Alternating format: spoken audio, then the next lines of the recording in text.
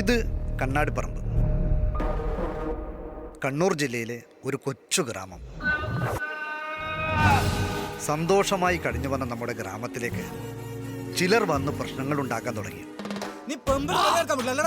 എടാ കാറിലൊരു പെണ്ണും ചെക്കനാണല്ലോ, എന്തോടെ നോക്കേണ്ട കേസാണല്ലോ.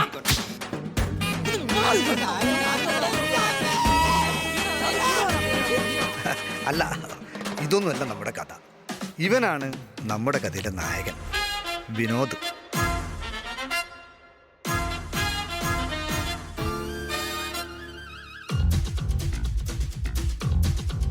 വിനോദാ, ഓൾ ദി ബെസ്റ്റ്. മിക്കവരെയും പോലെ ഇവന് നാട്ടിൽ പെണ്ണ് കിട്ടുന്നില്ല. കിട്ടിയ കയ്യും കാലം കൊത്തുന്ന പിള്ളേർ പറയുന്നത്.